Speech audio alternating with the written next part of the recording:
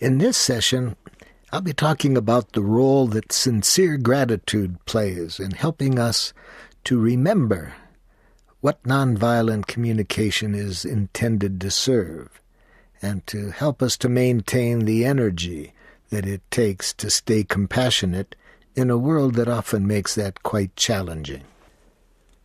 In an earlier session, I described the spirituality that nonviolent communication was designed to serve. This process, nonviolent communication, has great power to enrich our lives when it is our intention to create the connections necessary for compassionate giving to take place. It's a great tool to support our being conscious of what's alive in others and to hear what's alive in others in a way that makes giving enjoyable.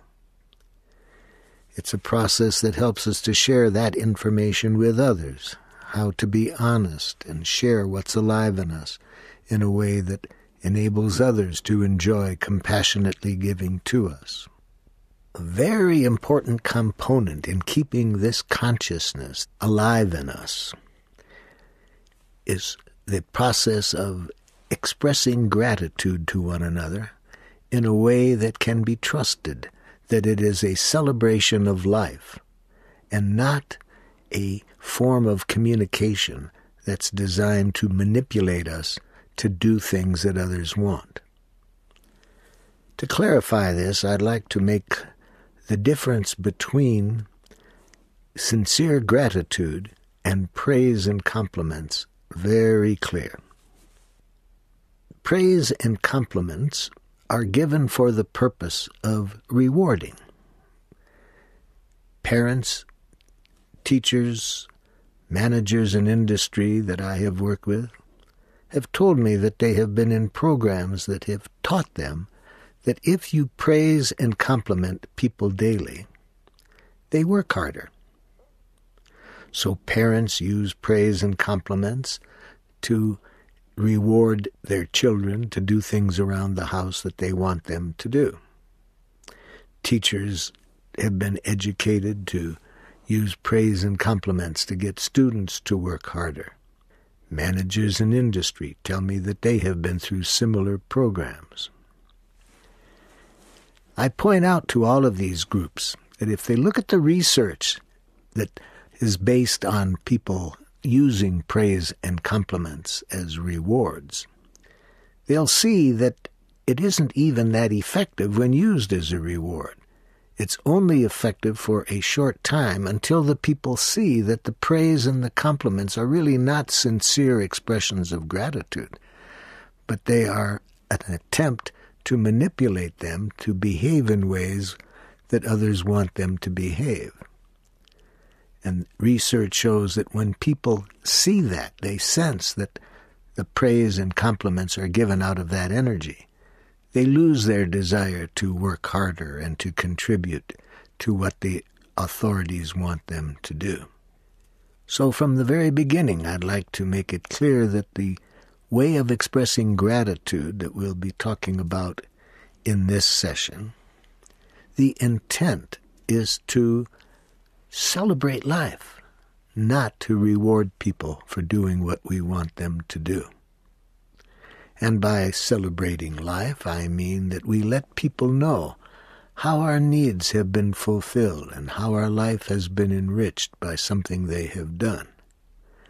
And that our only intention is to celebrate that and not in any way to put them under pressure to continue doing that which we would like them to do. So the difference between nonviolent communication and other forms of communication that involve giving praise and compliments is the way in which the gratitude is expressed. In nonviolent communication, gratitude is expressed by saying three things that allow the other person to see how their actions have enriched our lives. Those three things are: we tell them what they have done that has enriched our life, and we express how it has by letting them know the need of ours that was fulfilled by the action and how we feel as a result of that need being fulfilled. Now, we have talked about this in many other sessions, how to express clear observations, feelings, and needs.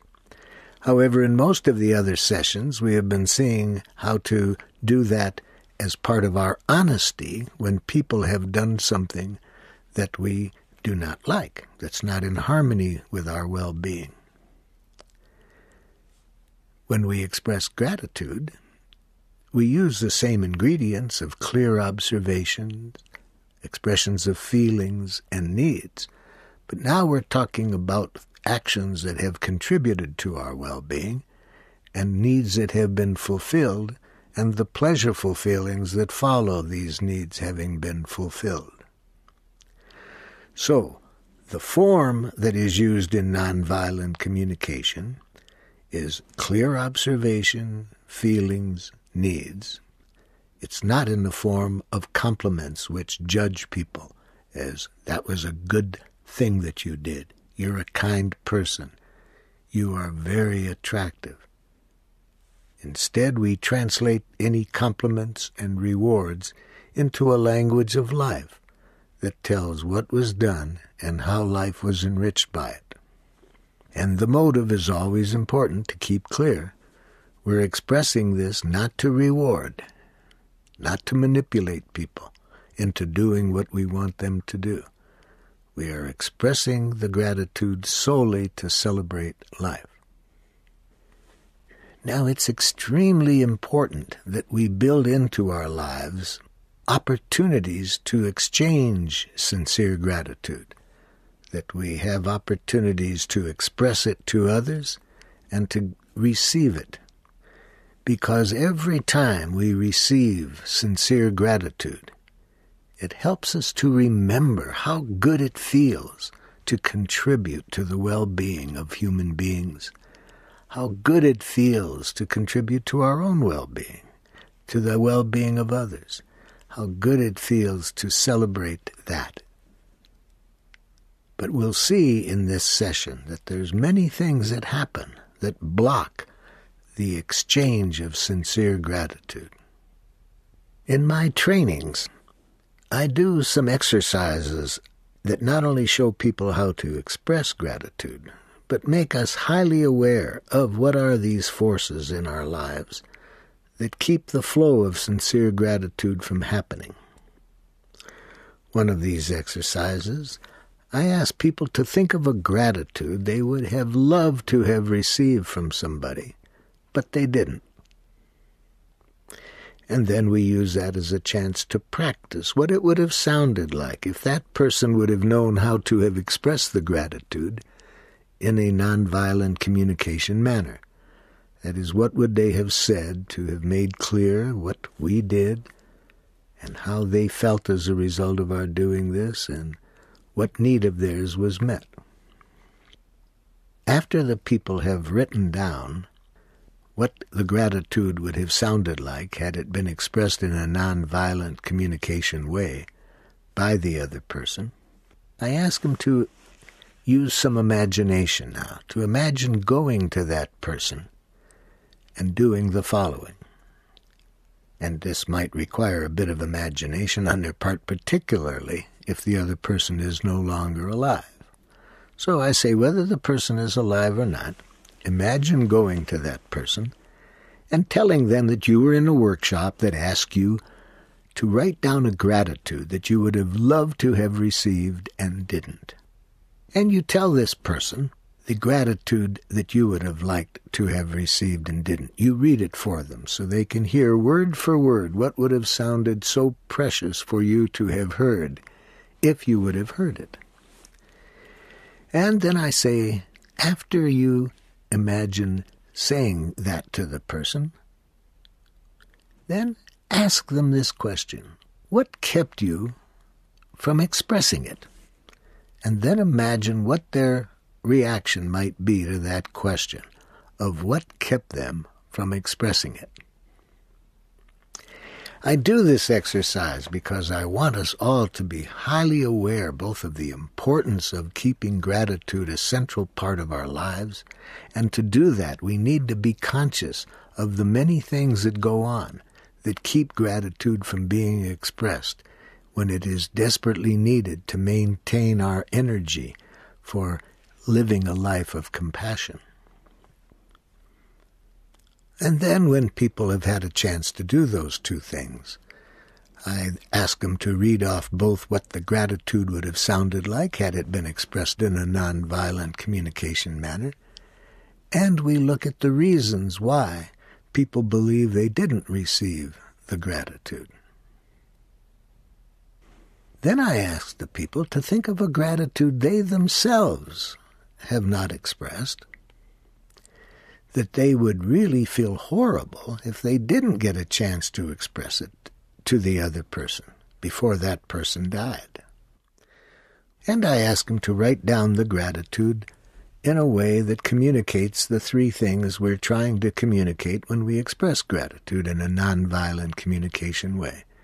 I say, make it clear to the other person what they did that enriched your life, how you feel right now when you think about that, and what need of yours was fulfilled.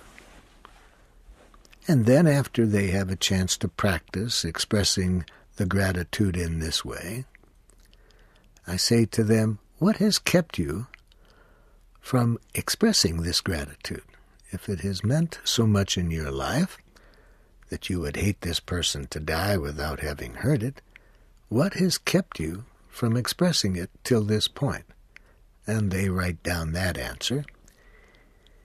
And so then we look as a group on what are the forces that go on within us and that we think go on within others that keep us from having an open flow of gratitude. Now, some people, unfortunately, think that gratitude isn't necessary. They think there's just certain things you should do. It's your obligation and duty, and that you shouldn't have to have any gratitude for doing them. You should just do them. I feel very sad at how many people seem to have that feeling, and how many people work in workplaces where gratitude isn't really expressed, where people are expected to do certain things, and they feel obligated to do it, and there's no space in that kind of thinking for sincere gratitude to be part of the workplace or the living environment. And many people not only think it's not necessary to say it, they don't see any reason why they should have to hear it.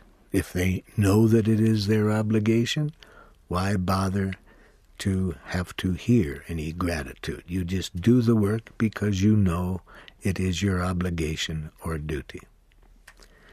To get people out of this framework, I have been telling a story for years.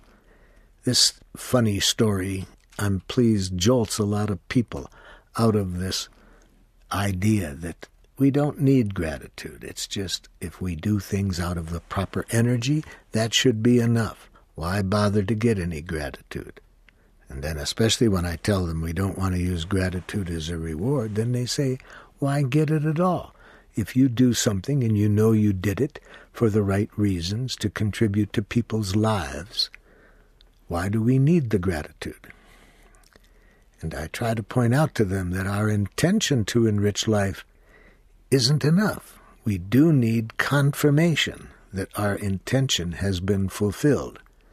And the story that I tell them to jolt them out of thinking that it's only important that our intention be to give, and we don't have a need for any confirmation.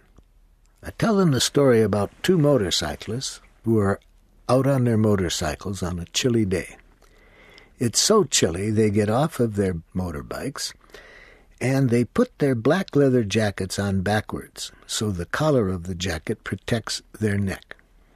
They get back on the motorcycles and take off again, and in a short time have a tragic accident. They hit a patch of ice. When the ambulance driver arrives on the scene, the ambulance driver sees a Good Samaritan standing over them. And the ambulance driver says to the Good Samaritan, "What happened to them?" And the Good Samaritan said, "I'm not too sure. They seemed to be doing all right until I straightened their neck."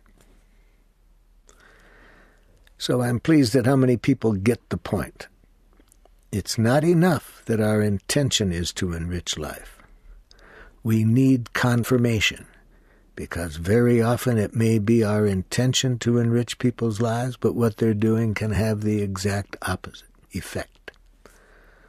So, gratitude, when sincerely expressed, is a very important need to confirm that our intention to enrich life has been fulfilled. And it's further important because when we get that confirmation, we feel a joyful feeling, a natural joyful feeling that comes when we see that the power we have can enrich life. And it has been my experience that there is nothing more fulfilling for human beings than when they exercise this power to enrich life and get confirmation that they have done so. They can really experience how their efforts have enriched other people's lives. The more we carry that energy within us that comes when we receive this confirmation, the easier it is to continue to relate in a compassionate way with other people, even under difficult conditions. Because what can feel better than using this power we have to enrich life in the service of life and seeing how our efforts have made life more wonderful for people? But given its importance in power, then it's all the more important that we look at what is keeping us from doing it. So what are some of the things that people have told me keep them from expressing the gratitude that they have but haven't expressed? Or what do they believe has kept other people from expressing gratitudes to them that they would have liked to have received? I started trying to clarify what were the forces that were keeping so many people from expressing gratitude. I got a real good start at this reading a passage of a book by John Powell called The Secret of Staying in Love. In this passage in the book, John Powell was mourning deeply that he had not expressed a lot of gratitude that he felt toward his father. And he had never expressed this gratitude while the father was alive. And it was very sad for him to see just how much his life had been enriched by the father, and yet he hadn't expressed this gratitude. And he got in touch with what kept him from doing it. What kept him from expressing the gratitude is while the father was alive, he had so much anger toward the father that he didn't get in touch with the gratitude that he also felt. And this is so for most of us. When we're in a lot of pain and we don't know how to deal with the pain, we get stuck in the pain. And even though things are enriching our lives, it's hard for us to put our focus on that and to celebrate that and to express gratitude. So our ability to express gratitude well is highly correlated with how well we're able to express our pain and receive empathy for our pain and transform the pain. The better we're able to do that, the more access we will have to celebrating that in life which is enriching life. But if we are blocked in knowing how to express ourselves so that we can get empathic reception of what's bothering us, we get stuck and don't have the energy or the consciousness or both to really express sincere gratitude. Having read what John Powell wrote about his sadness at not having expressed this gratitude he felt toward his father, I wondered, oh my goodness, what gratitude might I have within me that I haven't expressed yet, that I would hate not to express? And so immediately about 12 things came to me. 12 things that other people had done in my life that had enriched my life very deeply. and I hadn't expressed the gratitude yet. I wanted to avoid the sadness that John Powell experienced when he realized that he hadn't expressed this gratitude to his father. I wanted to make sure that this gratitude that I was feeling but hadn't expressed, I would hate to think that the other person would die before they could really know how their actions had enriched my life. And I wanted to find out what kept me from doing it. So for each item of gratitude that I hadn't yet expressed, I asked myself the question, what kept me up until this point from expressing that? I then took steps to make sure that as soon as possible I would get to these people so I would have a chance to express the gratitude in person.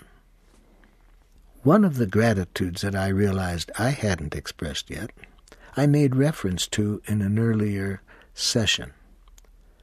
I mentioned how it enriched my life to see my uncle come to my house each day and help my mother take care of my grandmother who was totally paralyzed. And I mentioned in this previous session how much that meant to me, to see that there was this quality in human beings, that they enjoyed contributing to one another's well-being. How much I needed to see that and experience that at a time in my life when there was so much violence going on around me. So I went to the uncle the next time I had an opportunity, because I wanted him to know, and I realized I had never told him what a profound effect that gratitude had had on my life, how I kept thinking about it over the years, how it was never far from me, how much it meant my need to remember that we human beings were meant to contribute to each other's well-being, not to get caught up in all the violence. And I expressed that to him, and I'm pleased that I made it pretty clear. I let him know that that smile had enriched my life in such a profound way. And I could see in his eyes that he received the gratitude. I could see how it was enriching him. And I also asked him, I said, Uncle, how did you learn to do that? How did you learn to stay compassionate? I understand that you had a rough upbringing, that you went through a lot of trauma in your life. How have you managed to stay compassionate so well? And he liked the question, and he thought for a while, and he said, well, you know, I was very fortunate to have good teachers. I also happened to be around people who I saw enjoyed contributing to other people's well-being, and it was easy to learn from them. And I said, could you give me an example who one of these people were? Oh, he said, you know, the best teacher of all I had. It was your grandmother. Well, of course, when you lived with her, she was very ill. But when she wasn't ill, oh, how wonderful it was to be around her and to see how she contributed to people's well-being and how much joy she felt in that and how much people received from that and how much they enjoyed her presence. So I learned so much from her. And I said, could you give me an example, Uncle, of one of the things that she did that had great power for you in helping you remember the joy that we feel in contributing to people's well-being? He said, well, there's so many things she did, it's hard to pick one out. He said, well, has your mother told you about the time that she brought Taylor and his wife and 2 children into the house when they lost their house during the Depression, and they stayed in the house for 5 years? I said, oh, yes, my mother told me that story, Uncle. And then he went on and told me 2 other examples of how my grandmother helped people in distress. I said, oh, yeah, my mother told me that. And he said, well, then certainly she must have told you about Jesus. I said, what? No, she didn't tell me about Jesus. So he went on to tell me this story about Jesus. One day a man showed up at my mother's back door. He had a wild beard, and around his neck he had a tree branch in the rough shape of a cross. And like many people did, knowing my grandmother's generosity, he said he was hungry and would appreciate some food. So she invited him into her kitchen, and while he was sitting there eating, she asked him his name. And he said, "My name is Jesus." Now my grandmother then asked him, "And what is your last name?" And he said, "I'm Jesus the Lord." When my uncle came in the room, my grandmother introduced him as Mr. the Lord. My grandmother's English wasn't too good. She then asked this man, "Where do you live?" And he said, "I don't have a house." And she said, "Where are you going to stay tonight? It's very cold outside." He said, "I don't know." She said, "Would you like to stay here?" He stayed 7 years. After my uncle told me that story, I asked my mother that night, "Mother, how come you never told me the story about Jesus?" "Oh," she said, "I thought I had. There was a story like that almost every day about your grandmother." I was very touched about this story of my uncle telling me how he had been enriched by my grandmother's generosity to people, and how that strengthened him to enjoy being generous. And that night, a song came to me about my grandmother and Jesus. There's one line in it that needs explaining. My grandmother was a very large woman, but she was a very skilled dancer. And she loved to dance. And she used to say often, "Never walk when you can dance."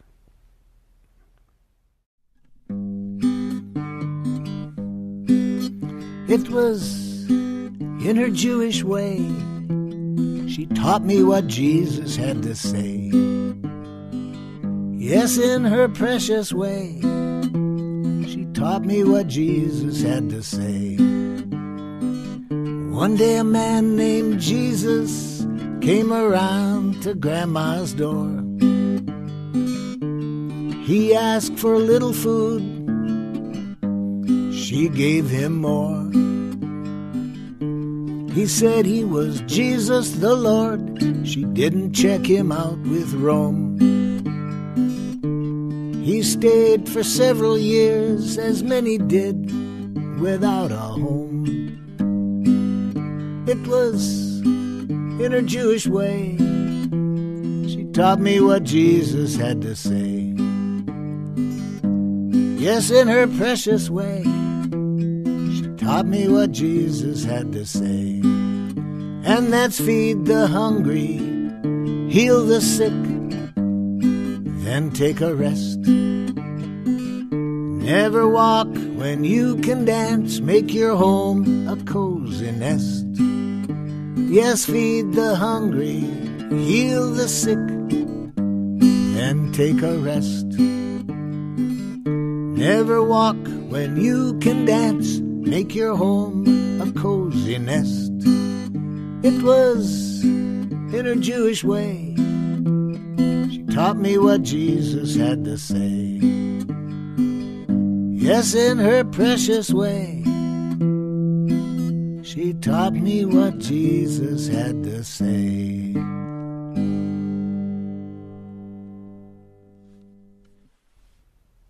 Now I'd like to discuss the reasons that people tell me that they themselves have not expressed gratitude yet, that they want to be sure they do express, and what they think the reasons might have been why gratitude they would have liked to have received, but they didn't. One of the most frequent reasons that people tell me they don't express gratitude is, well, they think the other person knows that it's not necessary. And that was one of the reasons I saw that kept me from expressing some of the gratitude that I didn't express yet. I tell people when that's their reason for not expressing it. I tell them that I went to the people that I didn't express my gratitude to because I assumed that they knew it. And I asked them, "Did you know it?" And half of them did, and half of them didn't. But even the ones who did still told me they would have liked to have heard it. So since then, when I tell myself, oh, it isn't necessary to express gratitude, they know. And I'm also now quite eager to express the gratitude, even if I think they do know it. I still want to have the opportunity to express it directly and have them receive it. Another frequent reason why people tell me they don't express the gratitude, they're afraid that it would be embarrassing for the other person. The other person would not know how to take it in very well. And I certainly had that for one of the gratitudes that I didn't express to my father. There was something that he had done that I had found greatly enriched my life, and when I asked myself why didn't I express it, it was for that reason, that I guessed that it would be not easy for him to take in that gratitude. But I certainly wanted to be sure that he did take it in before it was no longer possible for me to tell him. So the next time I met with him, we went out for a walk together, which we usually did. And while we were on the walk, I said, "Dad, I'd like to express a deep gratitude I feel for you."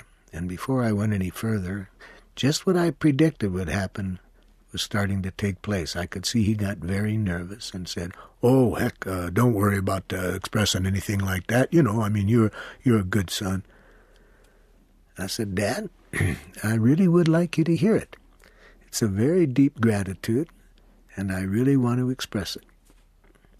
And I told him what this gratitude was, what he had done, and how much it had enriched my life. And I saw it was hard for him to take in, but I could see in his eyes something happened to him as a result of taking it in. And we continued on our walk silently for about 10 minutes after I expressed the gratitude. And then he said to me, "I've been thinking, I can't remember ever hearing a gratitude from my own parents." And I could understand from the life that he led as a child why that happened. My grandparents were very loving people, but they were all poor, and just doing the work that was required to survive took everybody's energy. And under those circumstances, it's often not easy for people to get out of their pain long enough to celebrate life and to express gratitude. And I thought how horrible that would be for people to not get gratitude. And over the years since then, I've asked a lot of groups, are there anybody in the group that has never received a sincere gratitude as we're learning how to express now? And it's sad to me how many people in the group cannot recall really receiving a sincere gratitude that deeply enriched their lives. They can require people saying some thank yous to them, but they couldn't remember ever receiving a gratitude expressed that clearly communicated what was alive in the other person when they did what they did for that person and how that person's life was enriched. How sad that this can go on and we don't take time in our lives to celebrate it, or we don't know how to express it, or we're afraid that it's going to embarrass people so we don't express it. Now, it's not only important to express gratitude, it's also very important to receive it well. And I find out this is one of the hardest things for people to do in a way that's consistent with nonviolent communication principles. Because nonviolent communication suggests that we empathically connect with any message that's coming at us, that we hear the feelings and needs being expressed by the person. Well, if a person is expressing a gratitude to us, this means to hear the feelings and needs being expressed, to see how our actions enrich the other person's life, to connect empathically with that. But for many reasons, I find this is very hard for people to do. As I told you, it was hard for my father to do. He had not been in an environment where much gratitude was expressed. He just didn't have much opportunity to know how to deal with gratitude. And there are several other reasons why I find that it's very hard for many people to take in gratitude empathically, just to receive and celebrate how other people's lives have been enriched by what we have done. A lot of people tell me just how difficult it is for them to take in the gratitude. And I've asked people, what makes it so hard? And there's various reasons why people give me, but some of the most popular ones are this. Some people will say, well, it's my duty to do that. Why should I feel good about it or take it in? It's just what I was paid to do or what I'm supposed to do. So just as it's hard for us to express gratitude if we have this thinking of obligation, duty, and that's why you do things, and that's all that's necessary. Just do what's right because it's your obligation. So that means we often don't express gratitude, thinking it's the other person's duty and obligation. They shouldn't need any gratitude for it. The same thing goes about receiving gratitude. If we've been educated to think it's our duty, we can't hear easily how the person's life has been benefited by what we have done. We're not used to that.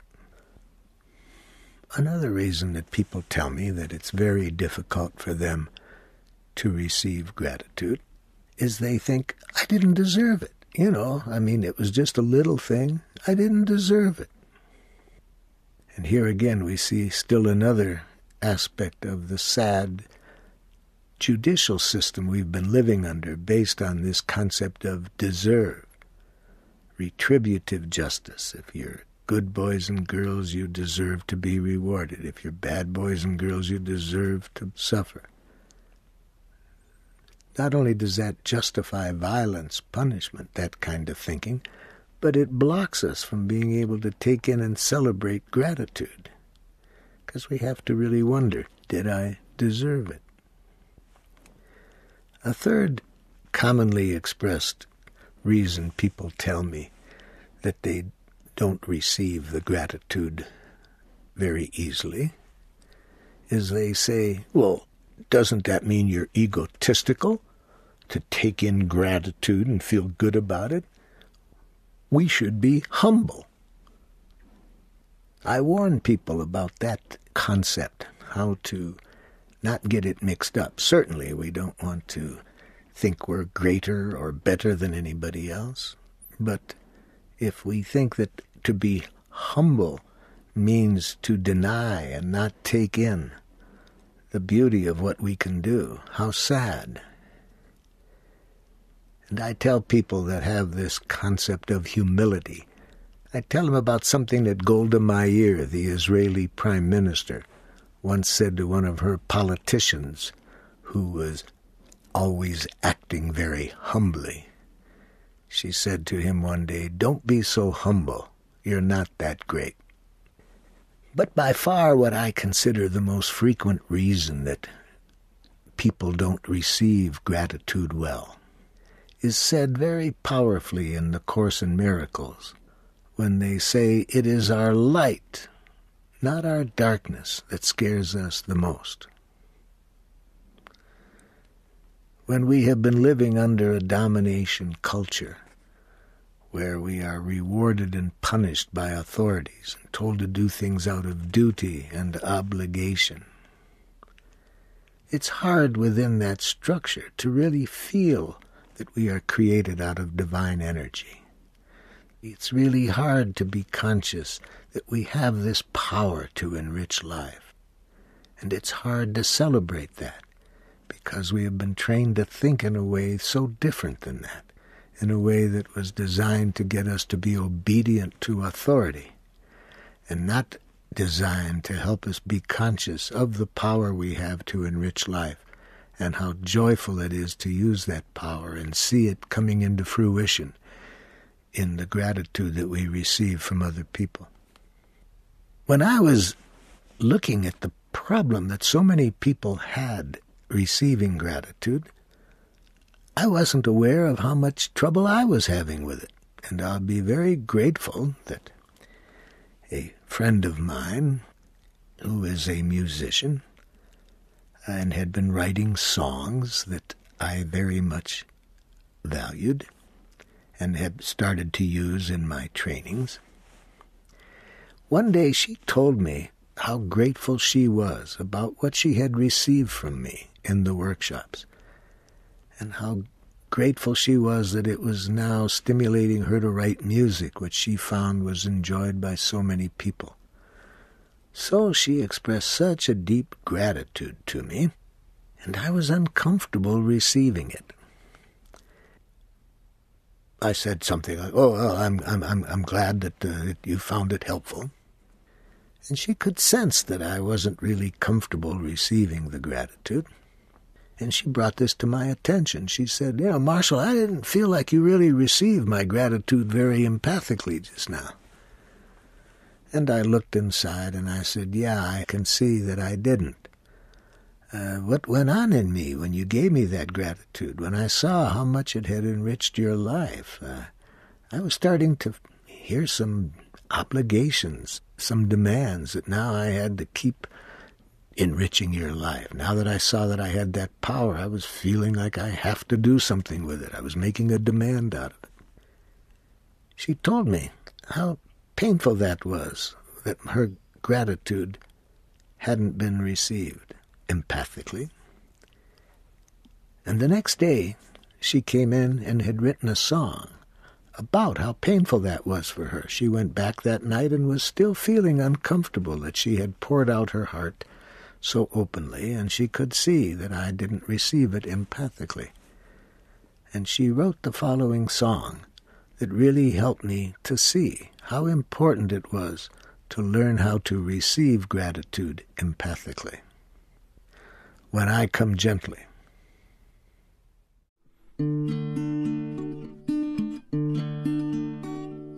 When I come gently to you, I want you to see it's not to get myself from you, it's just to give you me. I know you can't give me no matter what you do, and all I ever want from you is you. When I come gently to you, I want you to know I come not to trespass your space. I want to touch and grow. And when your space and my space meet, each is not less but more. We make our space that wasn't space before. When I come gently to you, I want you to see it's not to get myself from you, it's just to give you me. I know you can't give me no matter what you do, and all I ever want from you is you.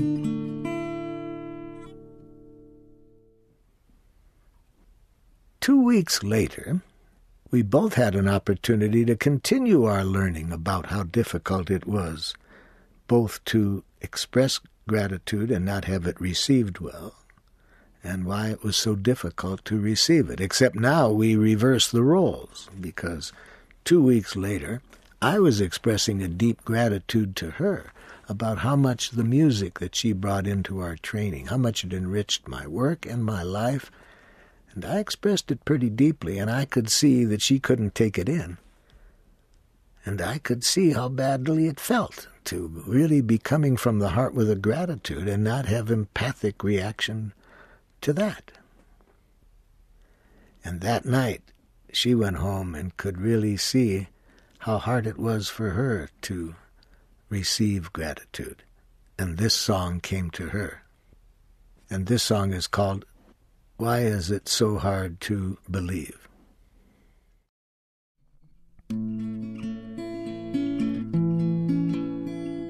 Your arms are warm around me. Their welcome is complete. Your voice, it gentles through me, and the syllables are sweet. Your eyes are purest darkness, too compelling to deceive. Why is it so hard to believe? It's just as much a mockery to touch the truth and be unable to receive it as to speak hypocrisy, to stand before a gift of self unable to receive. Why is it so hard to believe?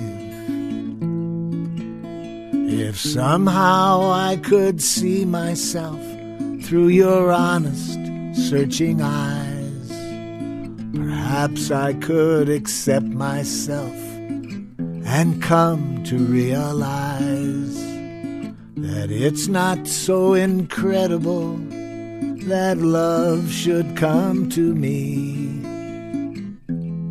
Why is it so hard to believe? I know how much I love you, how much I want to give. Your trust affirms my love for you and lets my loving live. To give is domination if I can't also receive. Why is it so hard to believe?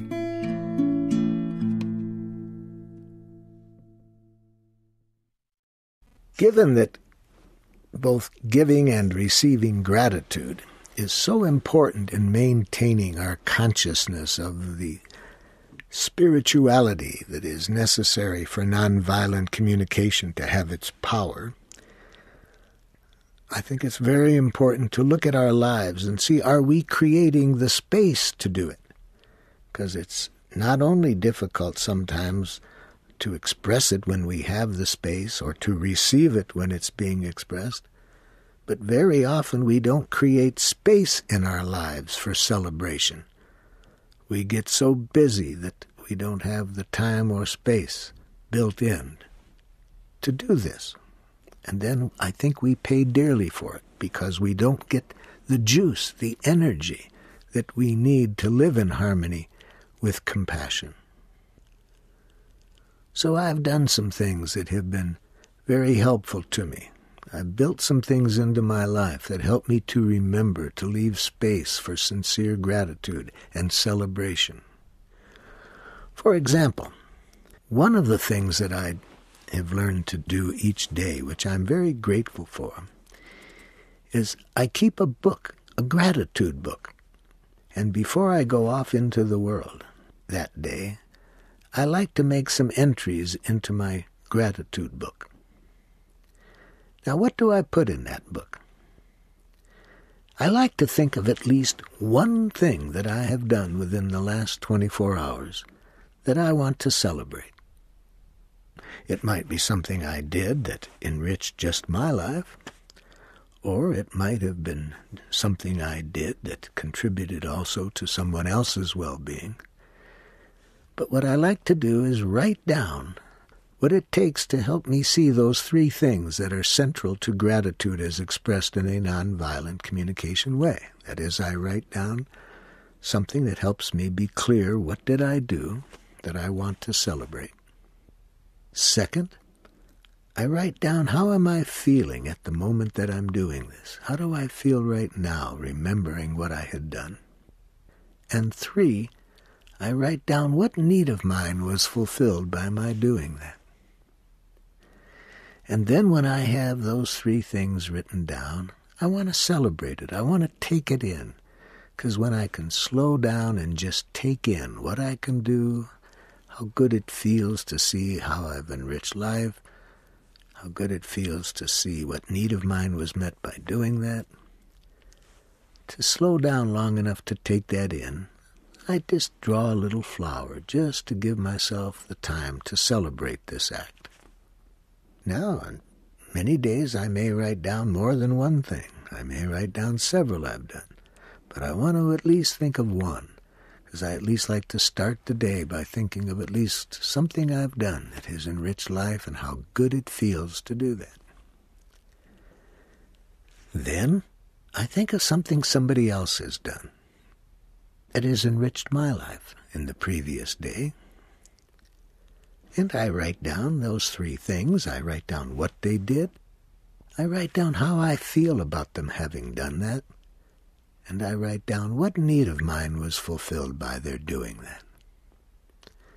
And then I draw a flower, just to slow me down so I can just let in what they did and how good it felt. And then I ask myself this question: have I expressed clearly to that person just how much my life was enriched by that act? And very often I find that I either didn't or I expressed it in a lazy, nonviolent communication way. Now here's how you express gratitude in a lazy, nonviolent communication way. You say, "Thank you." And sometimes that's all we need to do. Sometimes just saying thank you. The person can see, they know what they did. They can sense perhaps how we feel and what need was met. But there are some gratitudes that I want to be sure the person really got clear just how much what they did enriched my life. So then I want to find out from this what kept me from it. And I write down what kept me from it. But then when I haven't done it, this gives me another chance. This makes me aware, and then if I'm going to see them again that day, it gives me a chance to express it to them in person.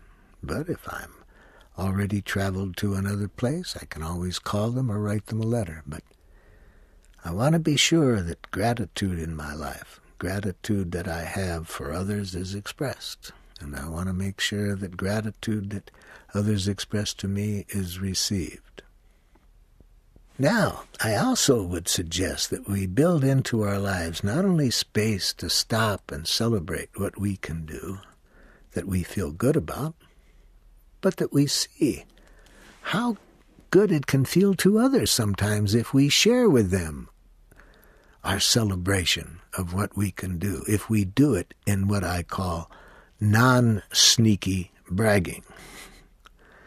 I use that phrase after working with a friend of mine who was living in a low-income culture in San Francisco, and he was a person of color, and for various reasons I asked him to travel with me to the Midwest of the United States to help me in some work I was doing there.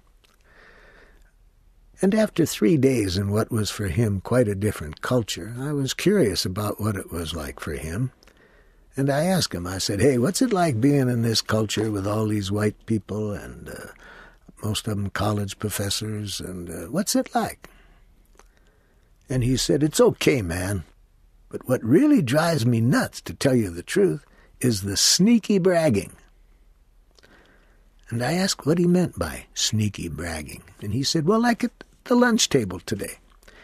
You heard this woman talk for 20 minutes giving us all this facts about how she, had gotten a research proposal funded, and she was talking as though this was just interesting facts that she was given. It was obvious she was trying to celebrate that she got something she worked hard for. Why couldn't she just come out and say how good she felt about what she did?" And when he told me that, it just really struck me about the difference in cultures, because when I was up at his place, where I stayed when I was working at that time in his region, I noticed how when his friends came in the house, they didn't do sneaky bragging. They came right out and celebrated something they had done that day, and how they made clear how they felt about it and what needs of theirs were met. They did it in their own cultural style. And I thought, yeah, how wonderful that was that people could do that. And I also thought at that moment about a book I had read recently about research done on why conversations are boring in middle-class culture. And it was for this reason, that when people really want to celebrate something they've done, They think it might sound egotistical or self-centered to be open and honest about how good they feel about something they've done, so they bury it behind a bunch of words that talk about the situation, but don't really indicate how good it feels to them to have done what they did, and they don't make clear what needs of theirs were met by doing it. I was thinking of this on my way to my next training, which I was going to do at a prison. And this was a prison I'd worked at before. And when I came in, the director of the prison said, "You're going to have your hands full with your group you're working with today. There's been lots of tension on the ward, even more than usual." Well, there usually was a lot of tension, so I thought it's probably going to be something today.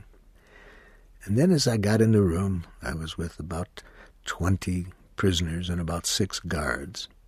I could see in their faces they were all upset and just ready to get at each other. And I said to them, "Before we start the workshop today, I know we got lots of tension to deal with, but I've been thinking on the way here something a friend told me yesterday about what he called sneaky bragging and how people are reluctant to express something they've done that they feel good about. So before we get into all the heavy stuff today, let's go around, and I'd like each of you to tell me one thing you've done recently that you feel good about. Tell me what you did and how you feel about doing it and what need was met. This will give us some chance to practice what we've worked on in other sessions, how to express feelings and needs, only this will give us a chance to try it out with something we've done that we feel good about because it met a need of ours. And then we'll get into the heavy stuff," I said. So I suggested we start on my left, and there sitting on my left was a gentleman who was a prisoner and who the previous 3 sessions that we had hadn't said one word. He just stared at me. So anyway, I said, "So would you be willing to start?" And now for the first time he said something, and it was obvious that he had been listening in previous sessions because he made a clear observation, expressed a feeling. He said, pointing at one of the guards across the room, "When you came in my room today to wake me up to go to work, and I didn't cuss you out like I usually do, I feel good that I didn't do that." Well, he did express a clear observation, and he did say he felt good, but he didn't connect it to his needs. And I wondered, well, should I just leave well enough alone? But anyway, I said to him, "And what about the need?" He said, "I know he wakes me up because he wants me to develop good work habits, so just because I don't like getting up in the morning, I don't want to take it out on him." And I liked that way of expressing his self-gratitude. And by the time we got to 2 more people, there was a whole different energy in the group, just to start by people celebrating something they'd done that met their needs and that they felt good about. And then when we got into the conflicts, we were able to deal with them with a whole different energy. Now, it's not only important to do this kind of celebration by myself, I also want to do it with the people that I'm the closest with. Because even there, it's very easy to get so caught up in so many things that we don't just stop and celebrate. For example, in many of the families that I work with, they'll stop before eating a meal to say grace and give thanks for the food. But I ask them, do you do the same to stop and give thanks for what people in the family have done that is enriching your life? And sadly, most of them tell me no. So I have been recommending to families that I work with to consider the option of taking some time every day, not out of duty, obligation, have to, but out of the desire to celebrate how you can enrich one another's lives. My wife and I take time every morning before we go off into the world to have this opportunity to stop and express openly what the other has done that has enriched our life, and to tell them as best we can how it enriched our life. What a wonderful way to start the day. And I tell people to look at their work setting. Are they expressing gratitude and receiving gratitude in their workplace? And in many of the places that I work, they just can't even imagine it. For example, I was working in a big business in Madison, Wisconsin, And after 3 days of showing them how nonviolent communication could help them in dealing with all the conflicts they were having within departments and between departments, toward the end we did a little session on gratitude. And after showing them how to express and receive gratitude in a nonviolent communication way, I asked them, do you take time, any time in your meetings, to express gratitude? And a couple of the people kind of laughed, because even the thought of doing that seemed strange to them. And the director of the program said to me, Marshall, we've got so many things to deal with each week in our meetings that it's hard for us to figure out what to put in the agenda. So we don't have time, to stop and express gratitude. I went back a month later to that company, and before the day began, I was sitting in the director's office, and I asked him, I said, how are things going? Has the training helped in dealing with the conflicts that you were having? And he thought for a moment and said, oh, yeah, Marshall, the training's really helped in dealing with those conflicts. But to tell you the truth, Marshall, you know what really helped the most? Do you remember you suggested that we take some time out of every meeting and express gratitude? I said, yes, I remember very clearly that I suggested that, and you didn't seem too happy with that idea. He said, no, I wasn't. I really saw so much that had to get done. But an associate of mine, he really liked the idea, and he kept bugging me. The next 3 days he would say, hey, why not that? Why not that? We can make time for it. So I finally said, okay. And we took 10 minutes at the beginning of our meeting just to give people a chance to express gratitude before we got into all of the hard stuff. He said, now, Marshall, we're up to 20 minutes.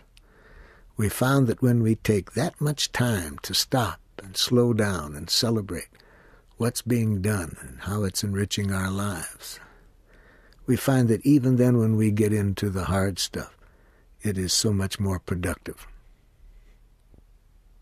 So while we're on this subject of gratitude, I would like to express my deep gratitude that you have taken this time to hear what I've had to offer. I've been offering you that which is very precious in my life, and it's quite a gift that you have given me your presence to receive this. And I hope that these sessions have strengthened your awareness of the preciousness of connection that is possible for us at any time with any person. A precious connection that I like is described beautifully for me in the following song. And the song is Revelation.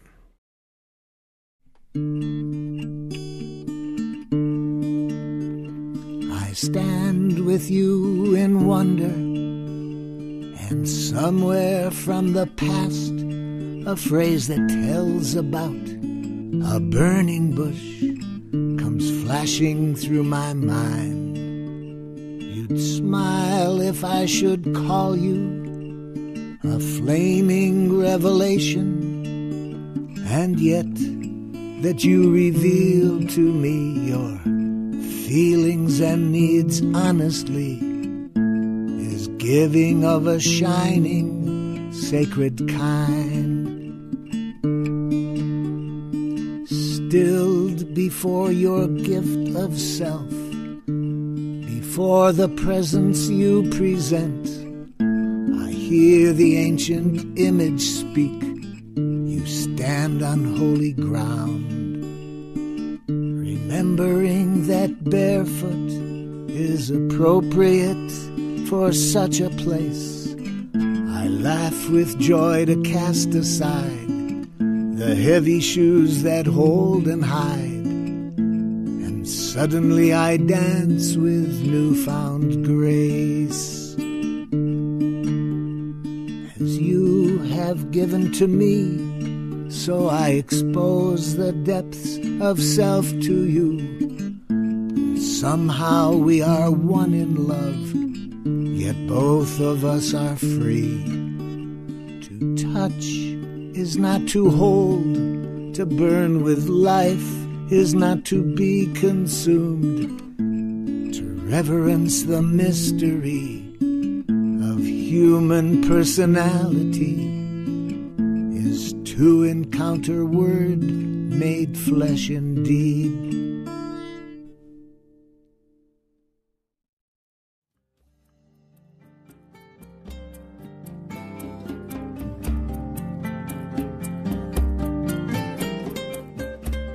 This concludes the Nonviolent Communication Training Course with Marshall Rosenberg. Music by Stephen McNamara. For more information on the work of Marshall Rosenberg, please visit the World Wide Web at www.cnvc.org. If you would like to order additional copies of this audio learning series, or to receive a complete catalog of wisdom teachings for the inner life, please contact Sounds True, www.soundstrue.com, or call Sounds True, 1-800-333-9185, or write the Sounds True catalog, P.O. Box 8010, Boulder, Colorado 80306. Thank you for listening.